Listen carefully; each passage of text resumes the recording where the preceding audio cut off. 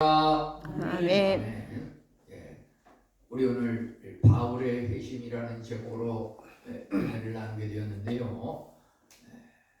이 바울의 회심은 또 이렇게 신학자들에 따라서는 예수 그리스도의 그 십자가 죽음, 성령님의 내려오시고 임재하신 그거에 못지않은 기독교 아주 3대 사건에 해당하는 놀라운 기적이라고 이렇게 말하는 경우가 있습니다. 그만큼 이 바울의 회심에 대한 것은 굉장히 중요하고요. 사도행전에도 이것이 한 3번 정도 계속 이렇게 반복이 되고 있습니다. 그래서 또 이 바울의 회심이라고 하는 것은 우리 성경을 볼 때 말이죠, 나의 회심으로 받아들이고 내가 예수님을 믿는 그 이유와 동기, 근거가 바로 이 바울의 사도가 경험했던 그 체험과 동일한 것으로 이렇게 느껴지고 하나님의 은혜를 받아야 되는 것입니다. 이것은 무슨 인간이 세상적인 미사역구로 철학으로 이렇게 사탕 발림을 하고 한다고 해서 깨달아지는 게 아니고요. 성령님께서 강력적으로 역사하셔서 은혜를 받을 때 이와 같은 역사가 일어나는 것입니다. 우선 여기 보면은 바울의 회심에 있어서 오늘 읽은 본문을 볼 때 이 바울이 예수님을 이제 처음에 이렇게 핍박하고 반대를 했는데요. 이제 예루살렘에서 다메섹으로 향하는 그런 길목에 있었습니다. 다메섹으로 향하였던 그 이유는 다메섹으로 가가지고서 거기서 예수님을 믿는 사람들, 제자들 이런 사람들을 갖다가 이제 발견하면은 그들을 이제 감옥에 가두고 때에 따라서는 죽이기까지 하려는 그런 단단한 각오를 가지고 이제 예루살렘에서 다메섹으로 가까이 향하고 있었던 것이었습니다. 그런데 그 길목에서 예수님을 만난 것입니다. 그가 향하는 그 다메섹으로의 그 여정은 정말 어둠을 향한 그런 길이었는데 상황의 그 긴박성을 예수님께서 인지하셔가지고 그 길목을 막았던 것입니다. 우리 오늘 이제 말씀을 볼 때 사도행전 9장 3절부터 19절 이렇게 잡았는데요. 실질적으로는 뭐 9장 전체가 해당이 되는 것이고 이렇게 연관이 있을 수 있습니다. 우선 여기서 사건이 긴박하다고 하는 것은 이 사울이 다메섹을 향해서 가고 있는 그 길목이 차단하지 않으면 큰일이 나겠다 하는 이런 긴박한 상황이라고 하는 것입니다. 왜 그렇습니까? 이거 그대로 놔두면 도대체 사울이 다메섹을 향하였던 그 이유는 위협과 살기가 등등하여 9장 1절에 이렇게 말하고 있습니다. 다메섹으로 향하는 그것을 그대로 놔두면 사울이 그곳에 가가지고서 위협과 살기, 사람들을 다 죽이고 감옥에 가두고 이런 일이 일어날 것이기 때문에 예수님께서 그것을 막으셨던 것입니다. 어떻게 막으셨습니까? 호련히 그 빛으로 임하면서 사울의 그 눈이 멀면서 아무것도 앞이 안 보이게, 아무것도 앞이 안 보이니까 뭐 다메섹으로 갈 수가 없는 거죠. 이제 사울은 그 호련히 갑자기 임하는 그 빛 앞에서 고꾸라졌습니다. 고꾸라졌습니다. 호련히 하늘로부터 빛이 그를 둘러 비추는지라. 이 호련이라고 하는 것, 갑자기라는 말입니다. 갑자기 그 앞에서 그것을 막았습니다. 이제 어떤 음성이, 예수님께서 말씀하신 것은 이제 빨간색으로 이렇게 했는데요. 4절에 보니까 사울아 사울아 내가 어찌하여 나를 핍박하느냐. 이 이름이 말이죠. 2번 연속 나오는 것은 바로 상황이 긴박하다고 하는 것을 의미합니다. 우리 성경에서 모세야 모세야, 아브라함아 아브라함아 이렇게 나오는 것을 우리는 보게 됩니다. 여기 아브라함아 아브라함아 라고 말하는 것은 그냥 아브라함아 그럴 수도 있지만, 아브라함아 아브라함아 2번 반복하는 것은 상황이 급박하다. 아브라함이 칼을 들고서 아들 이삭을 죽여서 제단에 바치려고 하는 그 상황에서 이제 이대로 놔두면 아들 이삭을 죽이기 때문에 강권적으로 역사하셔. 아브라함아 아브라함아, 그 음성을 듣고 이제 내가 나를 경외하는 줄 알았다. 이제 칼을 내려놓아라.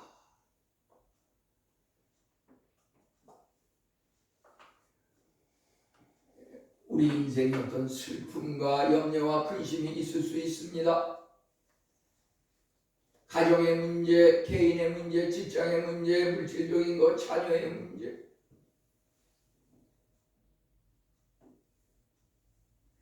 자녀를 향해서 너 하나님 앞에 가지 마. 하나님께서 그러한 음성을 듣고서 어떻게 임하실지 알 수가 없습니다. 우리가 슬플 때에는 이 슬픔이 해결된 다음에 내가 이를 추진하리라. 중단된 일을, 그 슬픔을 지나가기를 기다리는 그 와중에 죽음이 올 수 있다고 하는 것입니다. 죽음이. 그래서 우리가 생각하는 현재의 가장 힘들고 어려운 그 상황이라고 하는 것은 나에게 있어서 가장 편안하고 최대의 기회라고 하는 것입니다. 우리가 생각할 때 도저히 이것 때문에 내가 뭘 감당할 수 없겠다라고 느끼는, 거기서 쓰러지면은 그거보다 더 사악한 그런 상황이 우리에게 임할 수 있다고 하는 것입니다. 사람 한 명 한 명, 가정 우리 한 분 한 분 다 마음의 그 깊은 그런 부분을 대화를 나눠보면 정말 내가 생각할 때는 내가 제일 힘들고 어려운 것 같지만 나보다 더한 어려움을 다 갖고 살아가는, 그게 바로 인생이라고 하는 것입니다. 사울아 사울아 내가 어찌하여 나를 박해하느냐. 사실 사울은 다메섹으로 갈 때 예수를 직접적으로 박해한 적은 없어요. 단지 예수를 믿는 그 그리스도인 성도를 박해했어요. 예수를 믿는 것이 밝혀지면 그 성도를 감옥에 가두고 핍박하고 죽이기 위해서 간 겁니다.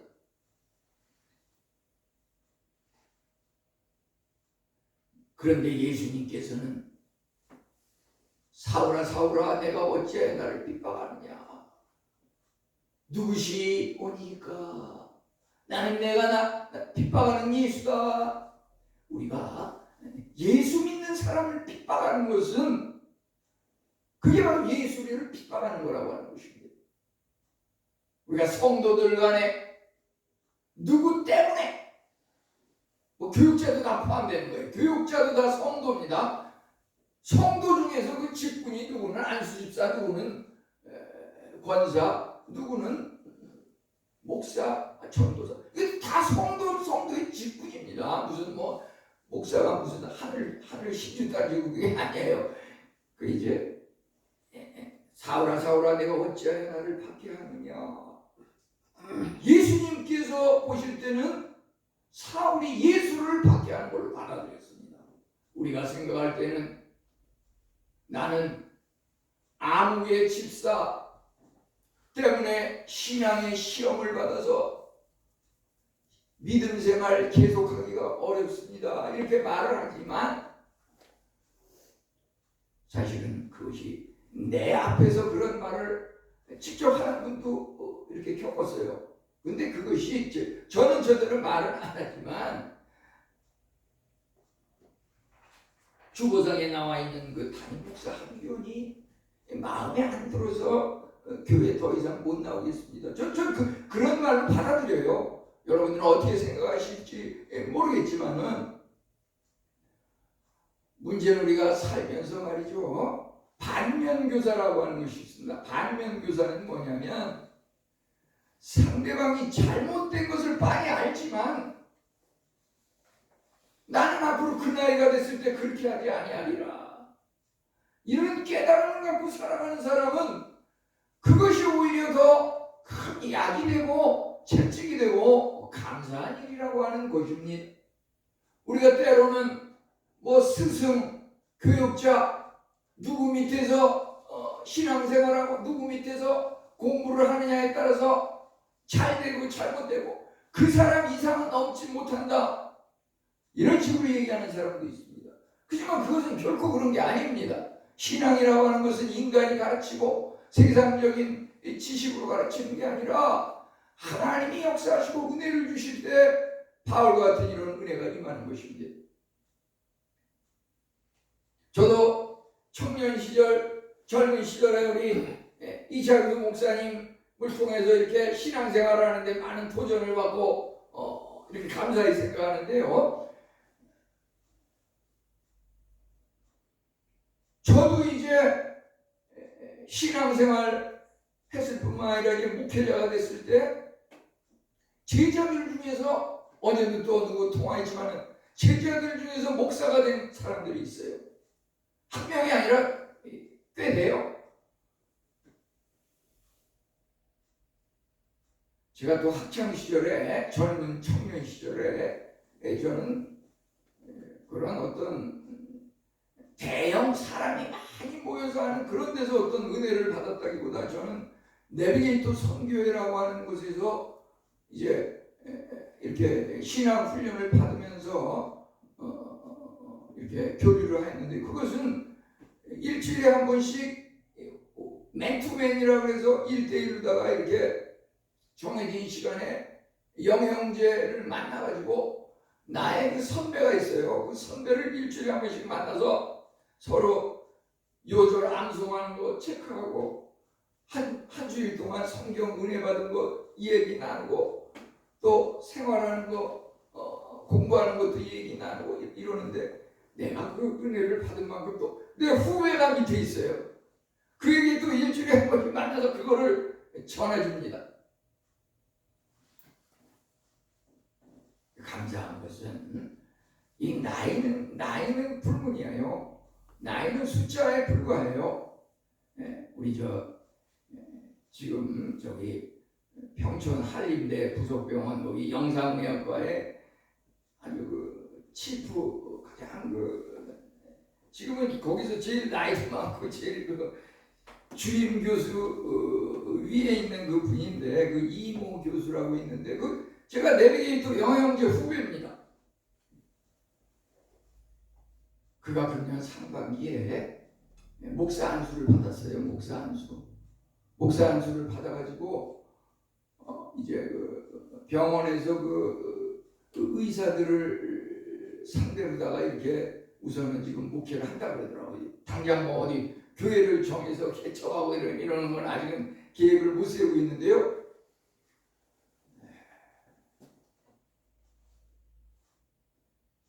세상적으로도 말이죠. 제가 해외에 이제 봉사 나갔을 때는 그 스리랑카의 아유르베딕 의사들을 국립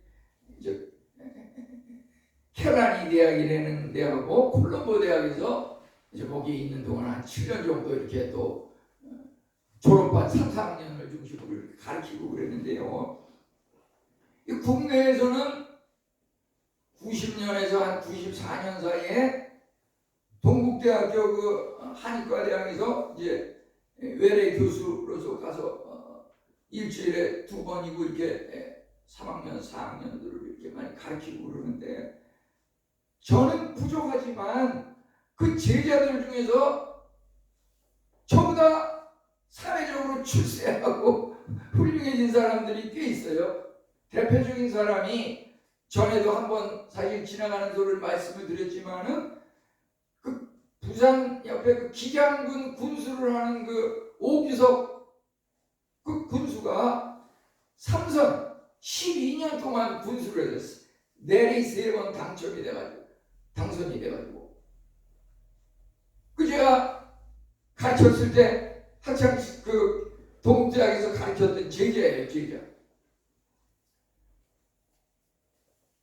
이렇게 학생들을 가르치면서 점수를 매기고 또 이것을 교무실에 제출하고 이런 과정 속에서 느낀 것이 뭐냐면 이 80명 중에서 말이죠. 한 5%, 상위 5%하고 하위 5%가 있는데 상위 5%는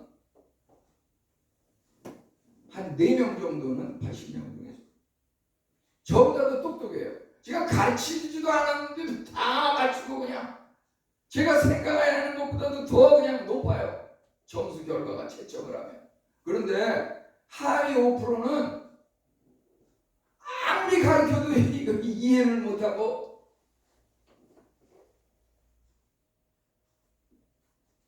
제가 교무실에다 이 사람들은 유급을 시켜야지 안 되겠습니다. 이렇게 해가지고서 보냈는데 교무실에서 절대 학생들을 유급은 시키지 마십시오. 그리고 등기 문서는 못 받았다 그러더라고요. 등기로 다 붙여줘서 가지고 있는데 자기가 못 받았다고 교무실에서 못 받았다 발뺌을 하면서 그 사람들을 진급을 시키려고. 그러니까 어떻게 생각하면 90%의 그 중간층이 있는데 우리 교회에서도 마찬가지예요. 내가 과연 한교원 목사라는 그 밑에서 뭐 설교를 듣고 신앙을 공부하고 내가 거기서 뭘 배우겠느냐 이럴 수 있지만 제가 이렇게 생각하면서 자라온 것은 상위 5%는 나보다 더 내가 가르치지 않은 것도 다 깨달아가지고 사회적으로 다 출세하고 더 높은 곳에 가서 이렇게 달려가는 그런 사람이 있다고 하는 것입니다. 그런데 아무리 잘 가르쳐도 그것을 깨닫지 못하고 그냥 바닥에서 헤매면서 그냥 허우적대는 그런 사람도 있어요. 우리가 과연 어떤 사람의 현 위치인가, 앞으로 어떻게 나갈 것인가, 이런 것들을 한번 살펴봐야 할 것입니다. 이제 바울의 회심에 있어서 2가지 중요한 질문이 있습니다. 이것은 이제 5절 말씀에 주여 누구시니까 나는 내가 박해하는 예수라.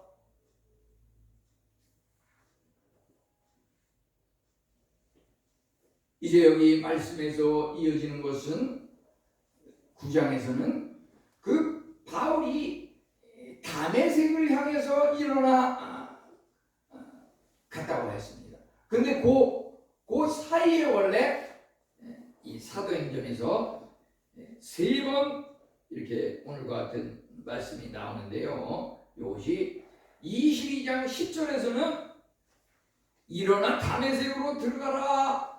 주님 무엇을 하리까 주께서 이르되 일어나 다메섹으로 가라. 이 말이 나오고 있습니다.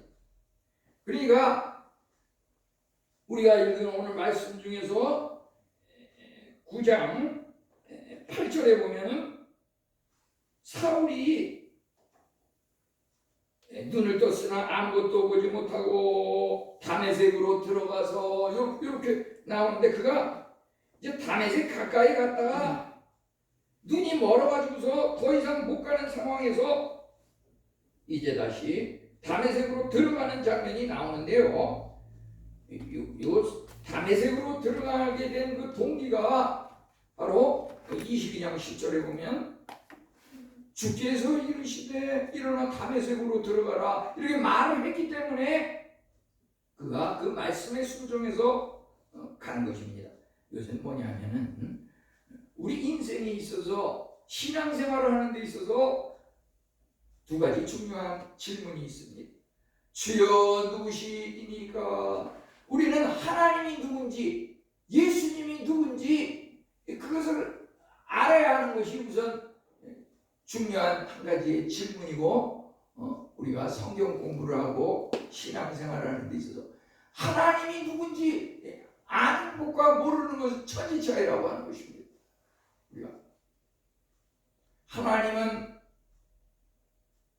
우리를 만드시고 우리를 창조하셨기 때문에 우리의 그 속속들이 아까 교동문에도 우리 체질을 아시며 아무리 유명한 전문의 의사도 인간의 그 병에 대해서 사실은 죄송하지만 10%도 모릅니다. 아니 5%도 모릅니다. 그거 알면 의사가 일반 사람보다 더 오래 살지요. 평균 수명 보면은 의사가 뭐 일반 사람보다 더 오래 살았다는 그런 통계는 없어요.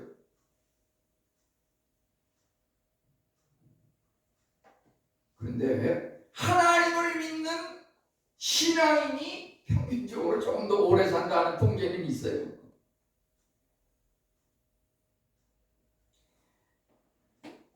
어찌됐든 우리가 내가 믿는 하나님이 말이죠. 어떤 하나님인가? 그 우리의 그 하나님과 예수님 성령님에 대해서 받아들이는 그 믿음의 정도에 따라 가지고 우리의 삶이 결정되고 있다고 하는 것입니다.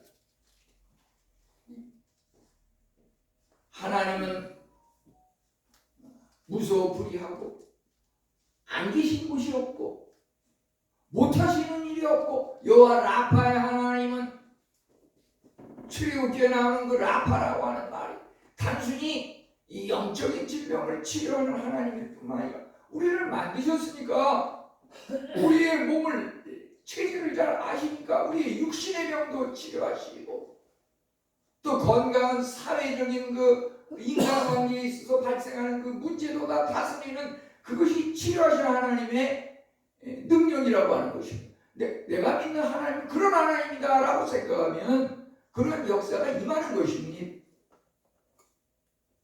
내가 믿는 하나님은 마음과 영적인 면 마음을 편안하고 행복하고 즐겁게 하지만 육신의 질병은 의사가 치료하는 거지.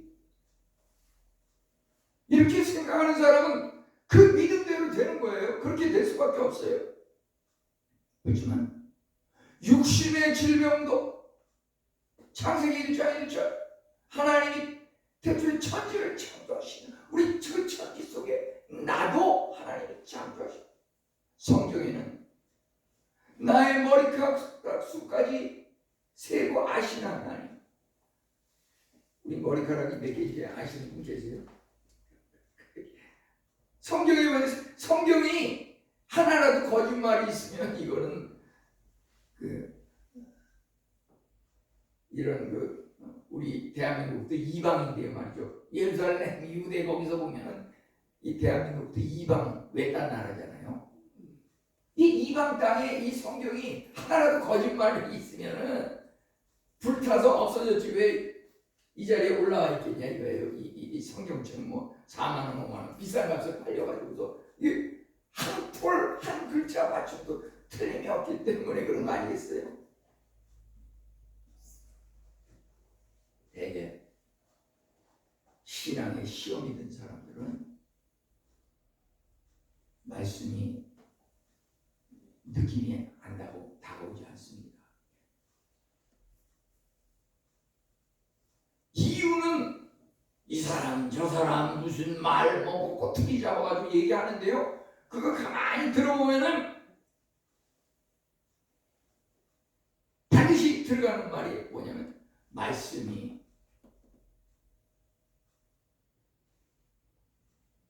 나오지 않습니다. 하나님 말씀이 살아 역사하는 그 능력의 그 말씀이 사라져버리니까 세상으로 빠져나가고 방황을 하는 거예요. 이제 하나님이 누구신지 우리는 그것을 알아야겠고요. 그 다음에 주님 무엇을 하리까? 이것이 사도행전 22장 10절에 나오는데요. 이 두 가지 질문이 우리 인생에서 신앙생활에서 가장 중요한 질문이고 그것에 대한 답을 가지고서 우리가 살아가야 하는 것입니다. 우리가 무엇을 하든지 내가 숨을 쉬든지 내가 무슨 잠을 자든지 어디서 무엇을 먹든지 무슨 일을 하든지 내가 하는 일에 대한 이유가 있어야 된다. 그것은 주여 무엇을 하리까? 주님께서 말씀하신 그 말씀을 따라서 행하는 그 근거가 내가 이렇게 행하는 근거가 하나님 말씀의 근거 아닌 그게 신앙생활이죠. 사람이 말하는 그것의 근거에서 행동하는 거는 그 신앙이 아니죠. 하나님을 믿는 게 아니라 사람을 믿는 거죠. 우리 좀 더 정확히 분명히 얘기할 것은 얘기해야 될 것입니다. 그게 하나님을 믿지 않기 때문에 이런 현상이 일어나는 겁니다. 우리가 무엇을 하리까? 주께서 이르시되 일어나 다메섹으로 들어가라.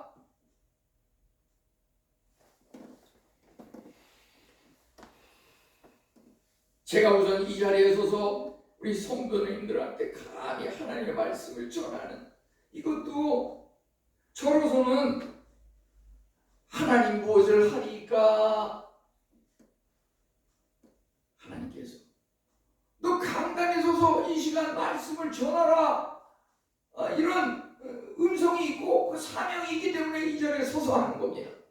우리가 하나님을 떠나서 어디 외딴 곳에 가 있을 때 왜 외딴 곳에서 그 일을 하고 있는지 분명한 이유가 있어야 되는 겁니다. 하나님께서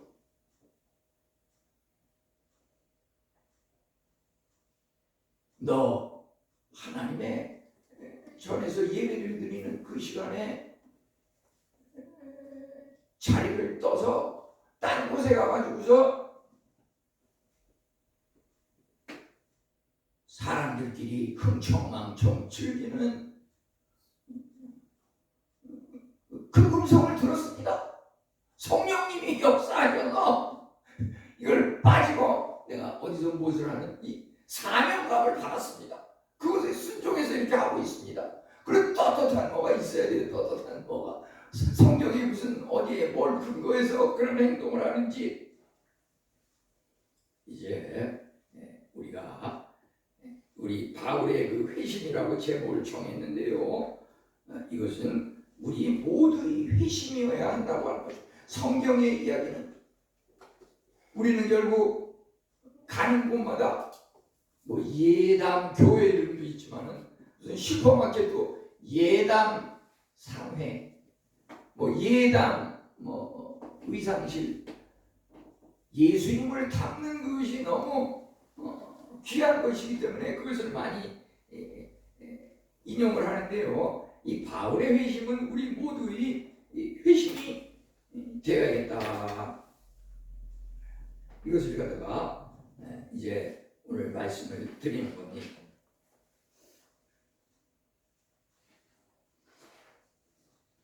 우리가 오늘 읽은 말씀 3절부터 19절을 읽었지만 이제 1절하고 20절을 우리가 비교해 봅시다.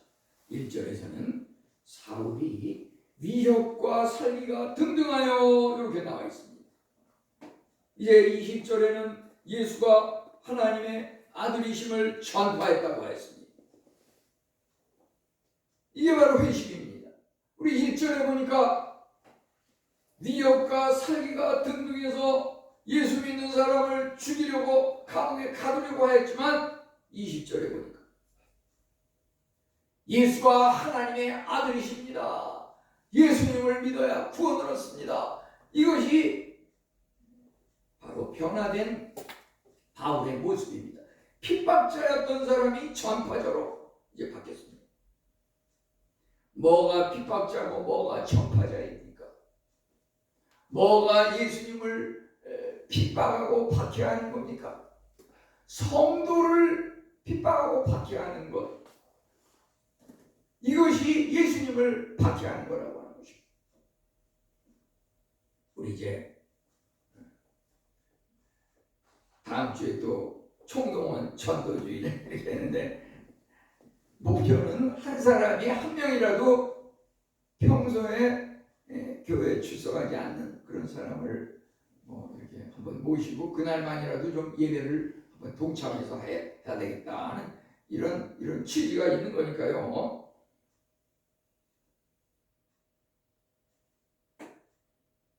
우리가 마태복음 12장 30절에 보면 나와 함께 아니하는 자는 나를 반대하는 자요, 나와 함께 모으지 아니하는 자는 해치는 자니라.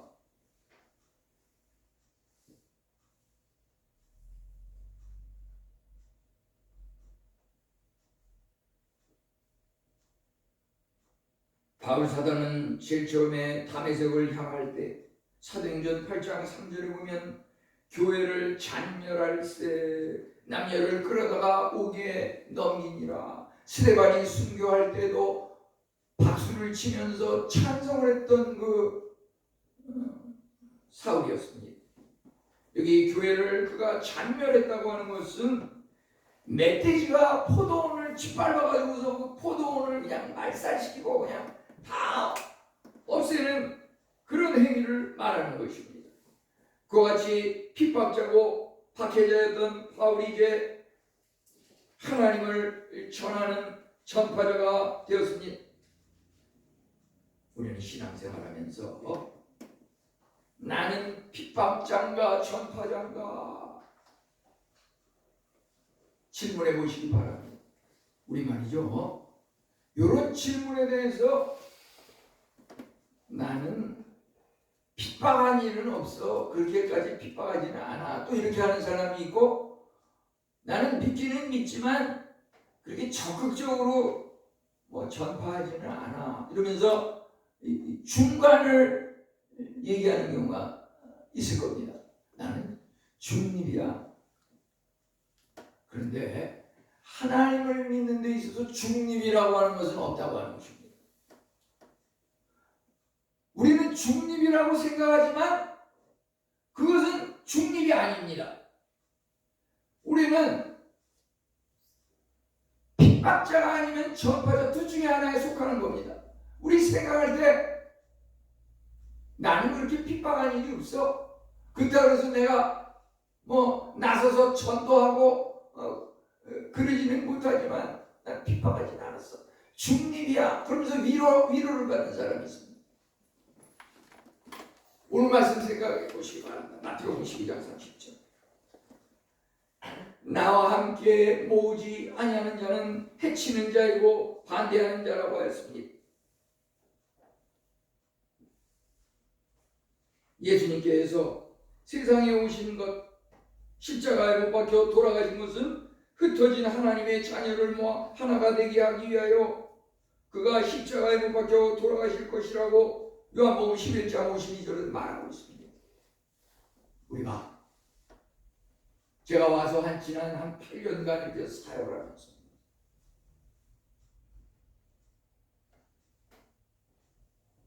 이런저런 모양으로 바쁘고 부지런히 열심히 사는 것보다 좋습니다.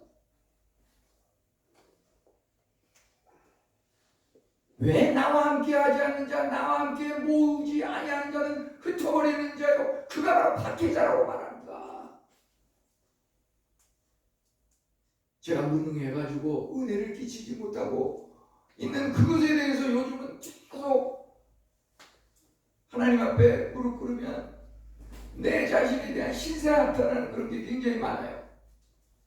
도대체 내가 지금까지 목회를 하면서 한 일이 뭔가? 이제 금요 예배를 보니까 숫자가 점점 주니까 이거 합쳐가지고서 수요일에 좀 더 집중을 해서 부흥 성회식으로 은혜를 끼치자. 수요일에 또 이렇게 하다 보니까 지난주에도 이제 3명이 예배를 드렸는데요. 지금대로 나가면 그냥 수요일도 그냥 없어지는 거예요. 주일로 다 통합을 하고. 주일도 이제 자꾸 점점점점 이게 바로 거기에 동참하지 않는 사람이 금요예배를 없애버린 것이고 거기에 동참하지 않는 사람이 수요예배를 없애버린 것이고 거기에 동참하지 않은 사람이 교회를 문 닫게 한 것이고 물론 뿌리와 출발은 제가 은혜를 끼치지 못하고 영역이 부족해서 그런 거에 대해서 하나님께 늘 사죄하면서 하나님 이거 어떻게 해야 합니까?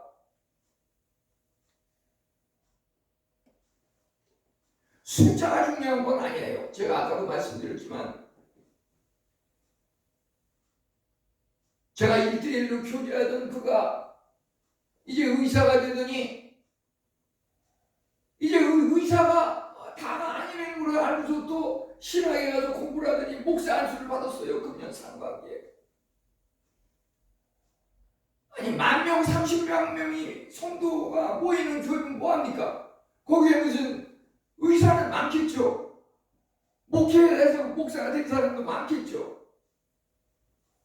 그러면 제가 1대1로 교제한 그 사람이 세상 사람들이 다 우러러보고 하고 싶어하는 그 의사보다도 내가 하나님을 믿는 복음을 전하는 목사가 되어야겠다고 안수를 받고서 이렇게 하는 거예요.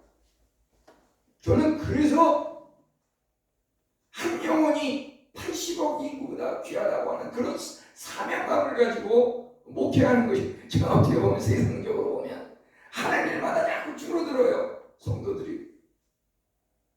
결국 신앙은 남은 자가 구원을 얻고 남은 자를 통해서 하나님이 일하시는 겁니다. 우리 바울의 회심을 보면서 그것이 그 바울 같은 사람이나 그러는 거지. 뭐 골수분자 세상적으로 생각하면 약간 뭔가 모자라는 사람이나 그렇게 하는 거지. 그게 아닙니다. 바울 사도는 당시에 엄청난 지식인이었고 엄청난 권세자였고 그가 사실은 그렇게 다메섹으로 향하면서 예수 믿는 사람을 다 옥에 가두고 죽이기 위해서 살기 등등해서 갔던 것은 그가 믿었던 유대교 지도자로서의 그것이 최고인 줄 알고 예수님을 제쳐놓고 인간적으로 전통에 의한 그 종교적인 그것을 최고인 줄 알고 그렇게 나간 겁니다. 그가 청년이 때 나름대로 자기가 알고 있는 그 신앙을 향해서 줄다름 치는 겁니다. 굉장히 열정적이었죠, 종교에. 하지만 문제는 처음에 예수님의 말씀을 따라서 그렇게 행동한 게 아니었다고 하는 게 문제입니다. 우리 신천지다, 통일교다,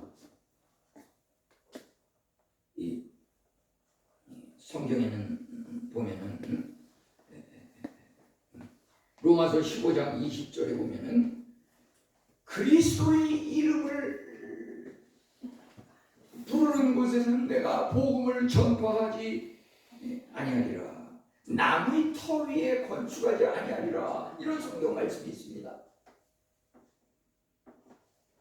신천지는 뭐가 이단의 문제가 있습니까? 성경에는 분명히 로마서 15장 20절에 나무의 터 위에 건축하지 아니하리라 그랬는데 교회의 신앙생활 잘하는 사람을 자꾸 빼돌립니다. 그래서 그게 이단이고 문제가 된다고 합니다.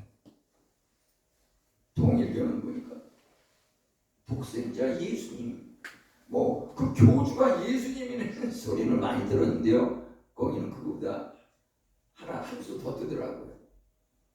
그 한 학절에는 그 여인분을 독생녀라고 그러죠. 독생녀, 독생자가 아니라 독생녀. 그 여자분이 예수님과 동등한 분이라고 그렇게 하지 않습니까? 우리 믿어도 분별력을 가지고 기도하면서 올바로 믿어야 할 것입니다. 우리 성도님들 모두에게 바리사도의 되신 것 같은 이러한 은혜가 임하며 남은 여생 귀하게 쓰임받기를 축원합니다. 하나님 감사합니다. 웬은혜요 웬 사랑입니까? 이대로 내버려두면 많은 해악을 끼칠 진데 주님께서 바울의 그 다메섹으로 향하던 길목을 바꿔서 빛으로 임하시며 그를 이제 눈이 멀게 하였다. 아나니아를 통하여 다시 한번 기도하면 눈을 뜨게 하시고 세상을 향하던 그 자아의 죄악과 잘못이 다 십자가에 못 박혀 돌아가시고 없어지며 이제 영혼이 그리스도를 향하여 그리스도의 말씀을 순종하고 그리스도를 증거하는 일에 평생 여생을 바쳤던 것 같이 우리 성도님들 한 사람 한 사람 아버지 하나님 복의 복을 더하여 주시고 바울의 회심이 우리 남은 여생 있어지게 하여 주시옵소서. 예수님의 이름으로 기도하옵나이다. 아멘. 우리 310장 그러면서